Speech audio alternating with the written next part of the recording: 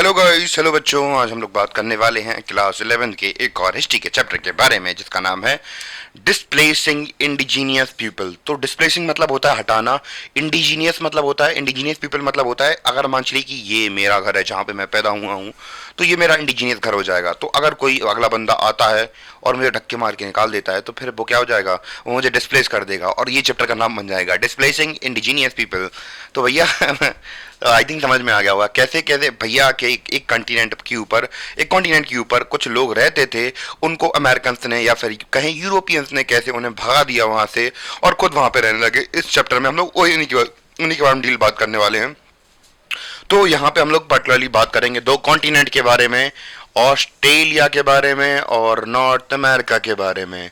तो के इन कॉन्टिनेंट के अंदर से इनके नेटिव लोगों को कैसे मार के भगाया गया, क्या क्या उनके साथ बुरी बुरी चीज़ें हुई, तो उनके बारे में हम लोग आज बात करने वाले हैं। तो सबसे पहले हम लोग बात करेंगे सोर्सेज के बारे में दोनों में, ठीक है। फिर जियोग्राफी के बारे में, फिर वहाँ के नेटिव का मतलब क्या होता है। नेटिव से मतलब होता है कि नेटिव मतलब होता है जो जहाँ पे पैदा होता है उसकी जब जहाँ पे वो पैदा होता है वो वहीं का नेटिव होता है।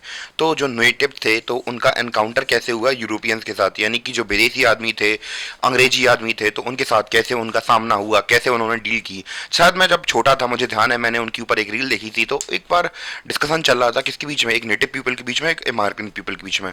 तो वो कह रहा था बेटा मैं तुम्हें आज़ादी दूंगा, मैं तुम्हें भविष्य दूंगा। अंग्रेज अंग्रेज आदमी बोल रहा, वो कह रहा मैं तुम्हें जीने का अच्छा ढंग दूंगा, तुम्हें कपड़े दूंगा, खाने के लिए खाना दूंगा।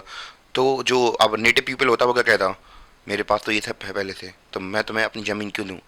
तो ऐसे करके भैया लिटरली गूज बम्स आ गए थे। अभी तो खैर मैं उतनी अच्छी तरीके से एक्सप्लेन नहीं कर पाया उस कंडीशन को, पर एक तरीके से एक होलिस्टिक पर्सपेक्टिव देता है कि कैसे उनकी विचारधारा और हमारी विचारधारा अलग हो सकती है, ठीक है। और गोल्ड रश कैसे कैसे हुआ कि गोल्ड को लेकर कहानियां बनने लगी, होड़ मचा के भागने लगे वहीं के लिए सब लोग।